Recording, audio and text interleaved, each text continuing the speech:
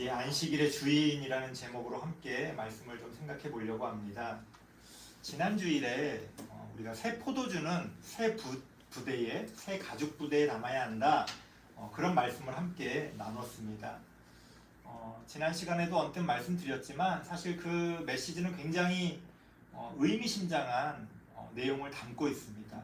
왜냐하면 천국 복음을 믿는다는 것이 뭐랄까요, 이렇게 부담 없는 그런 어떤 편안한 길이 아니라 사실은 내가 발을 딛고 서 있는 그 터전을 무너뜨릴 수도 있는 굉장히 과격한 일이 될 수도 있다는 거예요. 그러니까 내가 나에게 익숙하고 나에게 편안한 것을 버려야 될 수도 있다는 거죠. 그러니까 새로운 가죽 부대라는 게 그저 우리가 살면서 무슨 새로운 전자제품을 이렇게 구해서 사용하는 걸 이야기하는 게 아니라 심지어 뭐 나의 집 그리고 나의 어떤 여러 가지 형편들 그리고 내가 옳다고 믿는 나의 어떤 신념들까지도 이 복음이라는 것이 때로는 흔들 때가 있다는 거예요. 그러니까 굉장히 부담스러운 거죠. 부담스러운 거죠. 사람은 익숙하고 또 나에게 편안하고 그리고 나에게 이익이 되는 것을 향해서 자기도 모르게 움직입니다. 그런데 복음은 항상 그것을 흔들 때가 있어요. 그러니까 새 포도주는 새 가죽 부대에 담아야 한다는 말이 말처럼 그렇게 좋기만 한 것은 아니라는 거예요. 내가 그동안 붙들고 있었던 것들을 놔야만 하는 순간이 올 수도 있다는 걸 성경은 우리에게 경고해주고 있습니다. 계속 이렇게 말을 해도요, 우리는 내가 절대 양보할 수 없는 것에 대한 어떤 울타리를 이렇게 쳐놔요. 이건 내가 절대 양보할 수 없어. 그 바깥에서 여유를 부려요. 아니 뭐 그럴 수도 있는 거 아니야? 그러니까 나랑 상관이 없거나 내가 그렇게 뭐 예민하게 반응하지 않을 거는 관대해요. 뭐 그럴 수도 있는 거 아니야? 남의 처지가 어떻건 그런 건 관대합니다. 근데 누군가 내 경계를 딱 침범하면 어때요? 굉장히 예민하게 반응하게 되죠. 그런데 복음이라는 것은, 하나님 나라의 진리라는 것은 그렇게 내가 세워놓은 그 어떤 울타리, 그 경계를 항상 허물어뜨리는 그러한 작용들을 한다는 겁니다. 그래서 새 포도주는 새 가죽 부대에 담아야 한다는 게 그렇게 그냥 좋기만 한 그런 것이 아니라는 것을 우리가 깊이 좀 생각해 볼 수가 있어야 합니다. 오늘 본문에 나오는 메시지는요, 지난주에 우리에게 들려준 그 어떤 좀 부담스러운 그러한 어떤 메시지가 한 걸음 더 나갑니다. 그래서 굉장히 과격하게 직설적으로 우리가 믿는다고 하는 것들을 이렇게 뒤집어 엎는 그런 어떤 메시지를 우리에게 들려주고 있습니다. 한번 들어가 볼까요? 23절 말씀 한번 먼저 읽겠습니다. 23절 시작. 안식일에 예수께서 밀밭 사이로 지나가실새 그의 제자들이 길을 열며 이삭을 자르니.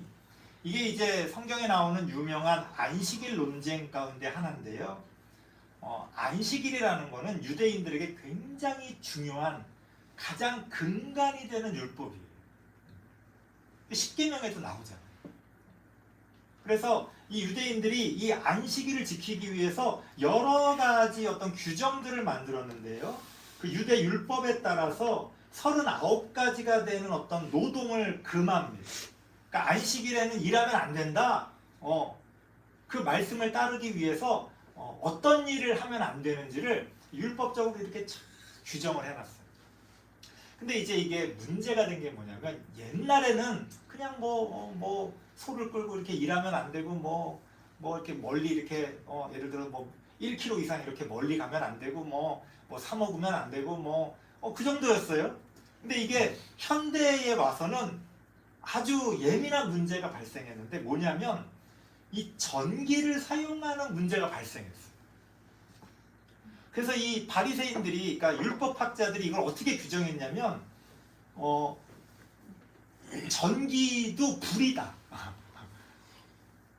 우리가 전기불이라고 그러잖아요. 그러니까 전기를 켜는 것도 불을 켜는 행위랑 같다는 거예요. 그 전기를 끄는 것도 불을 끄는 행위랑 같다는 거예요. 그런데 안식일에는 음식을 해 먹을 수도 없고 음식을 해서 뭔가 한다는 건 일이기 때문에 과거에는 불을 아예 안 켰어요. 근데 문제는 이제 현대에 왔는데 다 전기를 사용하잖아요. 근데 이 전기도 불이다 이렇게 규정을 해버리니까 그럼 이걸 어떡하지? 이게 아주 곤란한 문제가 발생합니다. 물론 이제 이스라엘 안에서도 지역에 따라 또 그 신앙의 어떤 색깔에 따라서 굉장히 엄격하게 그 안식일을 지키는 사람도 있고 약간은 좀 더 이렇게 자유스럽게 지키는 사람도 있습니다만 그래도 그 안식일 준수라는 율법은 근간은 변하지 않아요. 그러니까 이 전기에 대해서 이걸 어떻게 해야 되느냐? 그래서 이제 유대교 율법학자들과 이 좀 아이러니한데요. 과학자들이 서로 손을 잡고 율법을 어기지 않으면서 이 전기를 사용할 수 있는 뭐랄까요? 편법? 우회로? 그런 걸 이렇게 함께 만들기 시작합니다. 뭐 저는 이제 가보진 않았습니다만 저도 이제 뭐 갔다 온 분한테 이야기를 들었는데 이스라엘에서는요 안식일에는요 엘리베이터가 자동 모드로 바뀝니다. 그게 무슨 말이냐면 매 층에서 열렸다 닫혀요. 그냥 버튼을 누르지 않아도 돼요. 왜? 버튼을 누르면 그건 일하는 거야. 전기를 연결시키는 거잖아요. 그러니까 그건 율법을 어기는 거야.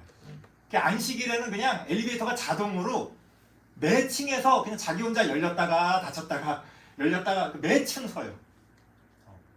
되게 황당했다고 그러더라고요. 그 갔다 오신 분이 뭐 이런 경우가 다 있나. 그래서 그 버튼을 누르지 않아도 되게. 도대체 이렇게 율법을 지키는 게 무슨 의미가 있나 싶긴 한데 그렇게 엄격하게 나름 율법을 지킨다는 거예요. 그뿐이 아닙니다. 뭐 여러 가지 뭐 이름을 갖다 붙여가지고 이 안식일과 관련된 그런 어떤 일들이 벌어지는데요. 예를 들어 집에서도 전등을 안식일에는 켜고 끄면 안 되는 거예요. 그래서 안식일이 되기 전에 모든 등을 다 켜놔요. 켜놓고 그러면 이제 잘 때 막 화나니까 불편하잖아요. 수동으로 그 모든 전등에 셔터를 내리게 돼 있어요. 이렇게 셔터를 손으로 이렇게. 그래서 또 그 손으로 이렇게 내리는 것도 괜찮은가 봐. 그래서 불을 끄지를 않고 빛을 차단시킵니다. 24시간 불은 계속 켜져 있는 거예요. 근데 필요할 때마다 셔터를 내렸다가 올렸다가 이런 식으로 그런 식으로 한다는 거예요. 참 웃지 못할 일이죠. 그뿐이 아니고 뭐 우리나라 그 삼성, LG 가전제품 이스라엘에 팔잖아요. 거기에는 안식일 모드라는 게 내장돼 있어요. 이스라엘만을 위한 기능이 내장돼 있어요. 그게 뭐냐면은 우리 냉장고 밤에 이렇게 딱 열면 불이 딱 켜지잖아요. 열면 이 안식일 모드 안식일에는 그걸 딱 열면 불이 안 켜져. 불이 켜지면 안 돼. 불이 안 켜져. 그리고 컴프레셔가 안 돌아가. 그 순간에. 그래서 전기가 연결이 안 되게 하는 거야. 그 순간. 근데 웃기는 거는 닫고서 좀 나중에 연결되는 것도 괜찮아. 그래가지고 어떤 일이 벌어지냐면 막 안식일에 일해야 되는 사람들 있잖아요. 뭐 의료진이라든가 뭐 경비 쓰시는 분들이라든가 안식일에 꼭 일해야 되는 사람들 뭔가 전기를 써야 되는 사람들이 있잖아요. 그런 사람들한테는 지연 버튼이 주어집니다. 그게 뭐냐면 내가 누르는 순간에는 연결이 안 돼. 10초 있다 돼. 그러면 내가 한 건 아니야 그거는. 그럼 기계가 한 거야. 내가 눌렀을 때는 안 됐어. 그러니까 나는 일한 게 아니야. 근데 10이나 10초, 15초 후에 기계가 자동으로 연결이 딱 되면 그럼 기계가 한 거니까 내가 한 건 아니야. 그냥 율법을 어긴 게 아니라. 참 뭐 웃지 못할 그런 일들이 벌어집니다. 그리고 뭐 이런 장치를 해결할 수 없는 일들이 있잖아요. 뭐 급박한 일이 벌어질 수 있잖아요. 막 예기치 못한 일들이 벌어질 때는 유대인이 아닌 사람에게 부탁을 해요. 이방인들이 그걸 하기 위해서 이제 부탁받는 사람들이 또 이렇게 준비가 돼 있습니다. 그래서요, 이 이스라엘에는 이 안식일을 위한 산업이 굉장히 발달해 있대요. 이런 서비스, 제품, 그걸 도와줄 이방인들, 알바들, 그러니까 이게 하나의 산업이야, 산업. 안식일 산업. 그 정도로 안식일 율법을 지키기 위해서 애를 쓴다. 그런 이야기가 들려옵니다. 참 뭐 어떻게 보면 좀 웃기는 일인데 또 생각해 보면 유대인들이 그만큼 안식일을 중요하게 생각하고 어떻게든 그 안식일을 그 율법을 지키기 위해서 노력한다는 것을 또 우리가 생각해 볼 수가 있습니다. 그런데 이런 안식일을 예수님의 제자들이 어겼다고 바리새인들이 비판을 하게 됩니다. 24절 말씀 한번 같이 읽어볼게요. 24절 시작. 바리새인들이 예수께 말하되 보시오, 저들이 어찌하여 안식일에 하지 못할 일을 하나이까. 무슨 얘기냐? 우리 23절 말씀에서 봤잖아요. 제자들이 길을 이렇게 가면서 아마도 그 밀밭과 밀밭 사이에 이렇게 길이 있잖아요. 근데 그 길이 그렇게 넓지 않았던 것 같아요. 그리고 이제 추수할 때가 돼가지고 밀이 막 옆으로 이렇게 되니까 사람을 이렇게 가리는 거예요. 그러니까 제자들이 그 길을 열기 위해서 지나가면서 그 이삭을 잘랐다. 23절 말씀은 그렇게 이야기를 하고 있습니다. 그러니까 바리새인들이 그걸 보면서 이삭을 잘랐어? 그거 노동인데, 율법을 어긴 건데, 안식일을 어긴 건데, 이렇게 비판을 하는 거예요. 자, 이들의 비판이 과연 정당했느냐? 사실 알고 보면 좀 정당하지 않은 측면이 있었다는 걸 알게 됩니다. 안식일에 이삭을 이렇게 자르면 안 된다. 이 율법이 어디 나와 있느냐? 신명기 23장에 나와 있어요. 한번 찾아볼게요. 구약성경 신명기 23장 25절.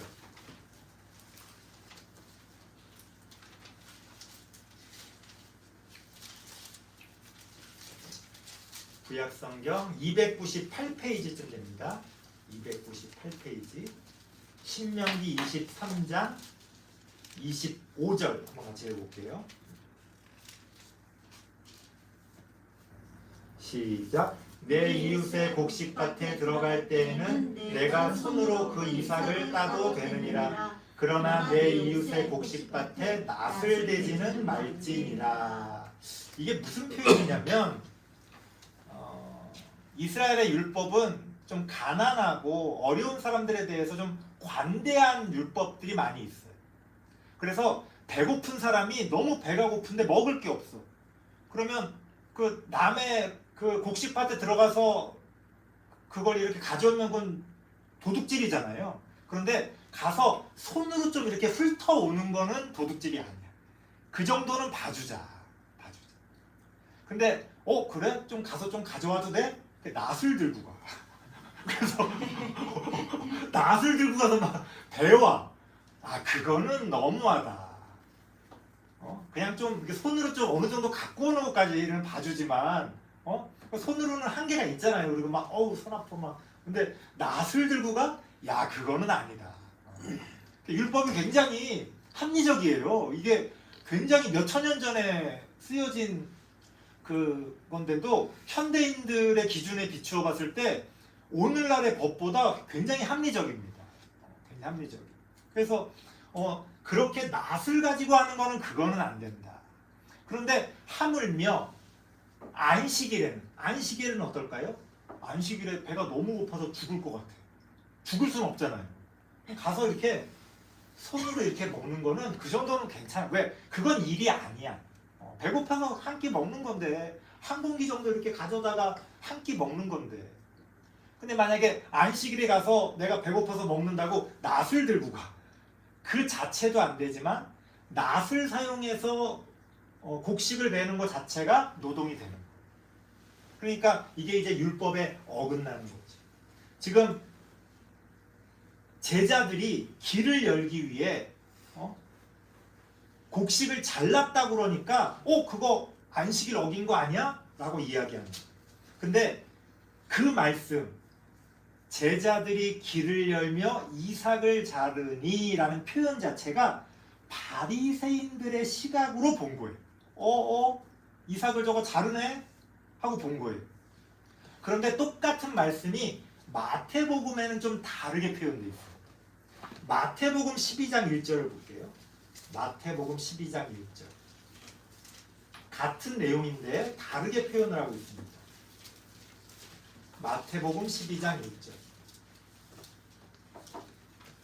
신약성경 18페이지 정도 됩니다. 마태복음 12장 1절. 시작. 그때 예수께서 안식일에 밀밭 사이로 가실새 제자들이 시장하여 이삭을 잘라 먹으니. 여기서 사용한 마가복음에도 자르니라고 번역한 단어의 원어를 보면요, 어떤 뜻이냐면 뜯다라는 뜻이에요. 뜯다, 이렇게 뜯어내는 거. 그러니까 예수님의 제자들이 낫을 사용하진 않았다는 거예요. 아니, 당연하죠. 지금 예수님 쫓아다니고 있는데 낫을 옆에 다 이렇게 차고 다니면 그게 흉기지, 말이 안 되죠. 그러니까 마침 예수님의 제자들이 배가 고프기도 했고, 그래서 밀밭 사이를 지나가면서 겸사겸사 이렇게 미리 이렇게 가리니까 이렇게 하면서 이렇게 딱 뜯어. 우리도 이렇게 길 가다가 왜 뭐 이렇게 뭐 사과나무가 이렇게 거쳐 있으면 아이 하면서 이렇게 하나 따먹을 수도 있잖아요. 그런 거예요. 그냥 그렇게 지나가면서 그 밀밭을 훑어가지고 배가 고프니까 먹었던 모양이. 율법적으로 아무 문제가 없지만 율법적으로 문제를 삼으려고 하면 문제가 되는 거예요. 이게 율법주의라는 게 그런 거예요. 법이라는 게 그렇잖아요. 그 법을 적용하고 해석하는 사람이 어떻게 갖다 붙이냐에 따라 문제가 안 될 수도 있고 문제가 될 수도 있어요. 그러니까 재판관에 따라서 똑같은 죄인데도 누구는 무죄가 되고 유죄가 되는 게 그런 거잖아요. 어떻게 그걸 적용하는지야 달라지는 거예요. 사실 예수님의 제자들은 율법적으로 엄밀하게 따지면 율법을 어겼다고 볼 수는 없었어요. 하지만 바리새인들이 볼 때 너희가 길을 가고 있었고 길을 열기 위해서 그거를 의도적으로 일을 한 거 아니냐? 라고 따지고 들면 나 배고파서 그랬던 건데, 하지만 따지고 들면 문제가 되는 거지. 율법주의라는 것의 함정이 바로 그런 데 있습니다. 우리는 언뜻 법 그러면 되게 명확할 것 같잖아요. 하지만 법과 법 사이에는 항상 경계가 있잖아요. 경계. 모든 문제는 거기서 벌어지거든요. 아니, 누가 봐도 명확한 건 문제될 게 없어요. 근데 애매한 것들이 있잖아요.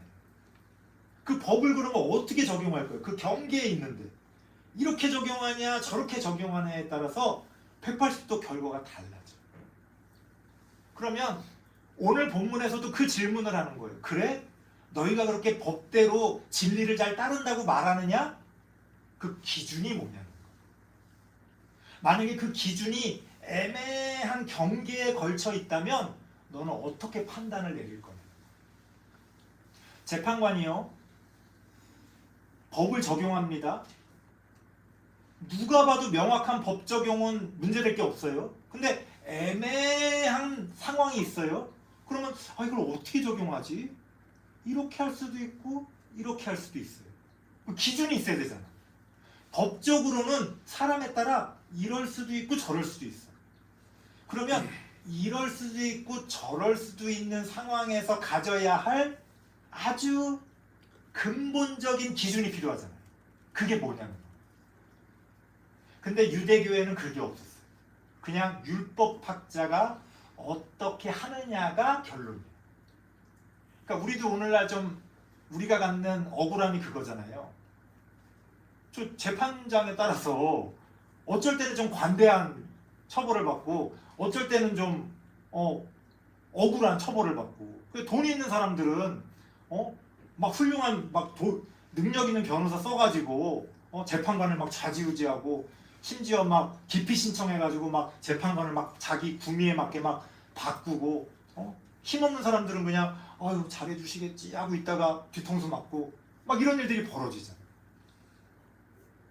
그렇게 너희가 율법을 잘 지키냐? 너희가 지킨다고 하는 게 정말 뭘 지키려고 하는 거냐? 예수님이 이제 그거를 질문하시려고 합니다. 너희는 율법을 지킨다고 말하지만 결국 너희가 지키려고 하는 게 어떻게 보면 아까 우리가 얘기했던 그 현대 이스라엘에서 벌어지는 웃기지도 않는 일들, 그 버튼을 내가 눌렀냐 안 눌렀냐 그거를 가지고 법을 지킨다고 이야기하는 거잖아요. 그러니까 얼마나 말이 안 됩니까? 상식적이지가 않잖아요.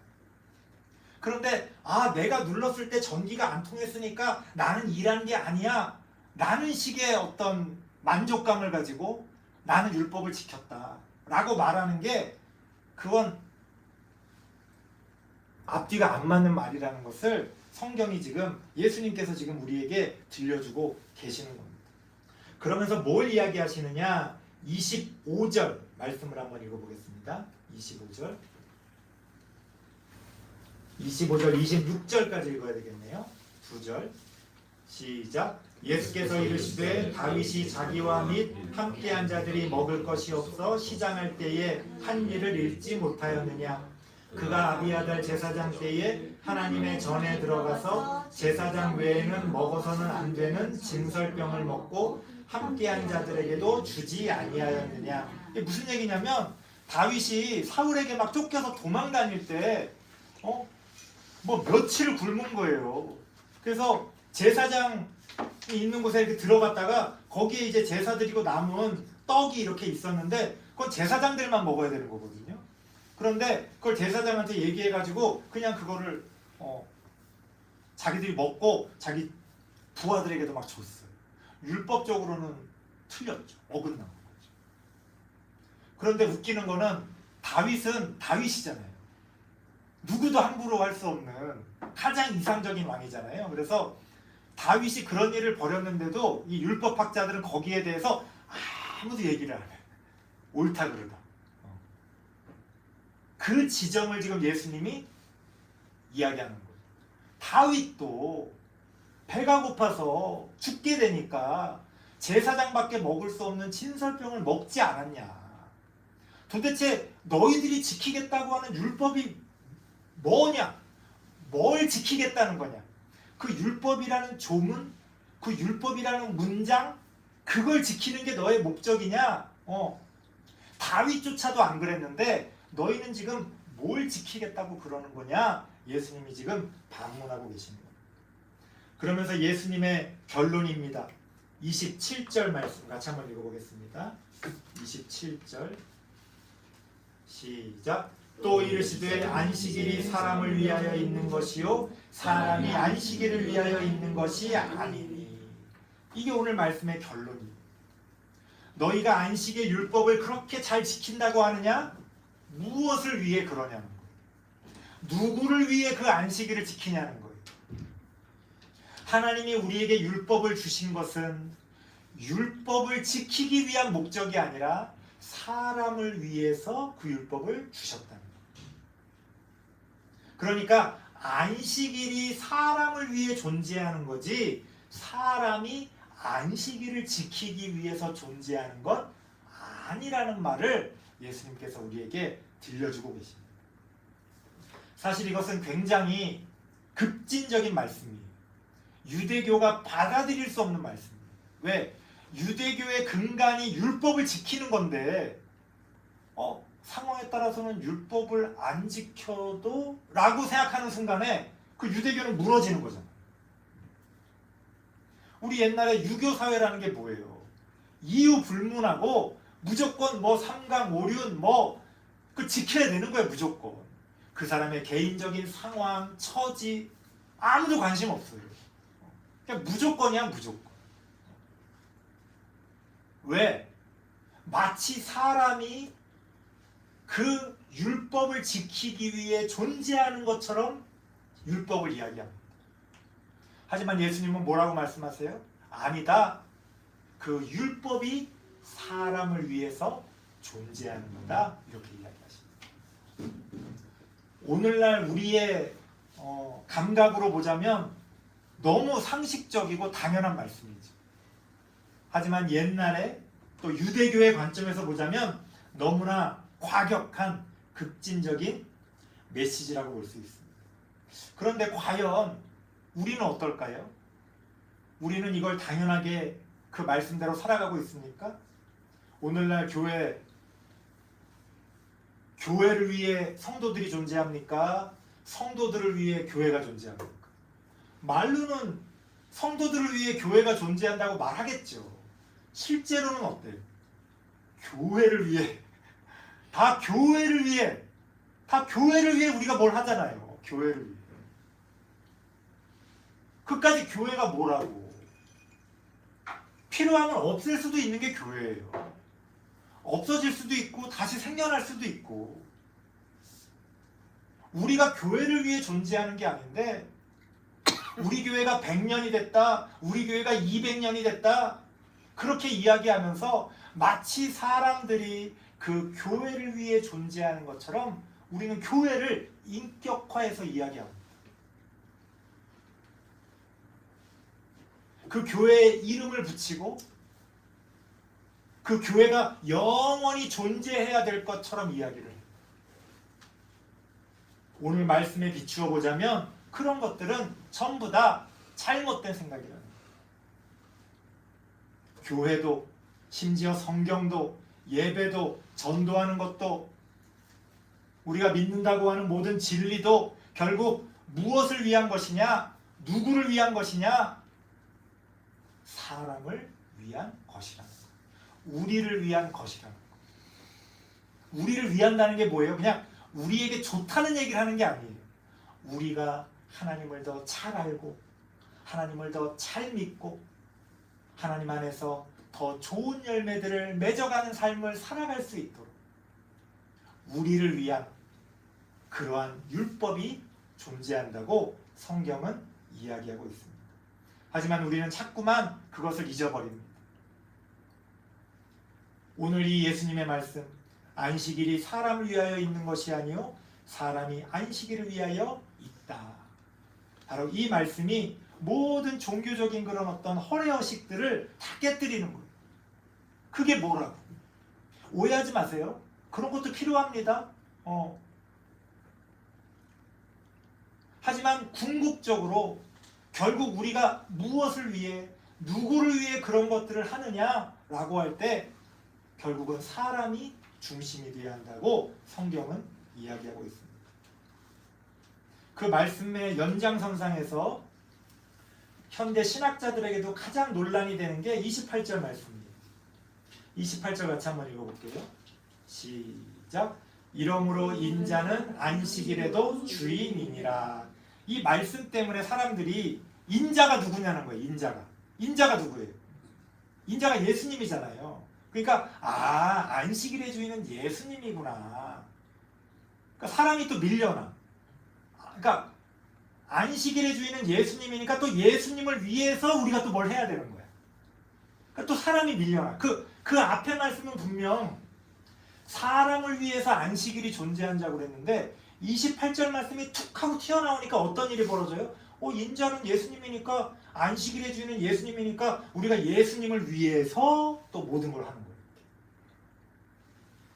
그래서 이 현대 신학자들이 이 인자가 무슨 의미냐 이걸 막 신학적으로 다른 데 나오는 인자의 어떤 개념들을 이야기하면서 이 인자가 사실은 예수님을 가리키고 그 예수님은 바로 종말론적인 그런 마지막 때에 우리에게 오실 하나님의 아들이시다 하면서 이 인자를 해석을 해요. 이 인자에 대한 막 논문 막 이렇게 두껍고 그런 책들도 굉장히 많이 있습니다. 그런데요, 이 인자라는 표현이 마가복음에 처음 나오거든요. 신약 성경에 여기서 처음 나와요. 그런데 예수님께서 지금 인자라는 말을 어디랑 연결해서 쓰고 계세요? 안식일은 사람을 위해서 있는 거다. 그러면서 인자는 안식일에도 주인이니라. 우리가 한자로 이거를 한자로 인자라고 번역했는데, 인자라는 게 우리말로 번역하면 무슨 뜻이에요? 사람의 아들이라는 뜻이잖아요. 사람의 아들. 그러니까 여기서 인자라는 게 예수님을 가리키기도 하지만 예수님을 포함한 모든 사람의 자식들.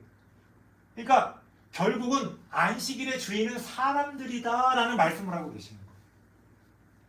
그러면 예수님은 왜 자신을 지칭할 때 3인칭으로 왜 인자라고 표현하셨을까? 이걸 막 신학적으로 막 어렵게 해석하는 경우가 있는데, 오늘 본문 말씀만 비추어서 생각해 보면요, 이렇게 우리가 해석할 수가 있어요. 예수님 당시에도 사람들은 예수님을 자꾸 하나님의 아들로 떠받들려고 했어요. 하나님의 아들. 그런데 예수님의 삶은요, 어때요? 사람들과 함께하는 삶이죠. 그 사람들의 밑바닥에서 죄인들과 함께하는 삶이죠. 지극히 인간적인 삶이 예수님이 사셨던 삶입니다. 그런데 사람들은 자꾸 예수님을 왕으로, 하나님의 아들로 떠받들려고 해요. 당신은 왕이 되셔야 됩니다. 그러니까 예수님이 뭐라고 그러는 거예요? 나도 인자다.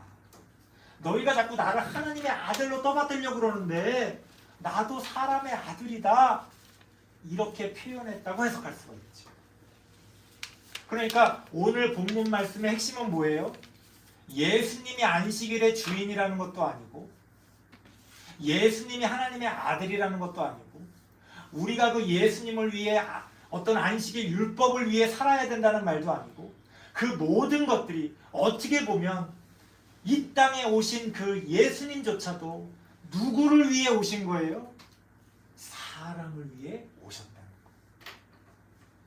거예요. 그 요한복음 3장 16절 말씀이 뭐예요? 하나님이 세상을 이처럼 사랑하사 독생자 예수님을 보내주신 거죠. 결국 그 모든 것들이 사람을 위해, 우리를 위해 존재한다고 성경은 이야기하고 있습니다. 설교를 마치겠습니다. 우리는 신앙인이라는 이름으로, 기독교인이라는 이름으로 기독교라고 하는 종교를 믿으면서 그 종교인으로 살아갑니다. 그런데 그 기독교라는 종교는 누구를 위해 존재하는 겁니까? 우리는 마치 내가 기독교를 위해 존재하는 것처럼, 내가 예수님을 위해 존재하는 것처럼 그렇게 신앙생활을 하지만, 성경에서 말하는 신앙생활은 거꾸로라는 거예요. 종교가 나를 위해 존재하고, 종교가 사람을 위해 존재하고, 심지어 예수님도 나를 위해, 우리를 위해 이 땅에 오셨다는 거예요. 그렇기 때문에 우리의 신앙생활도 결국 무엇을 위한 신앙생활이어야 하는가, 누구를 위한 신앙생활이어야 하는가를 잘 생각해서 결국 그 열매가 사람들을 위한, 우리 모두를 유익하게 하고 우리 모두를 하나님의 자녀로 만들어가는 그러한 길로 나아가는 우리 모든 성도님들 신앙이 되어지기를 바랍니다. 기도하겠습니다.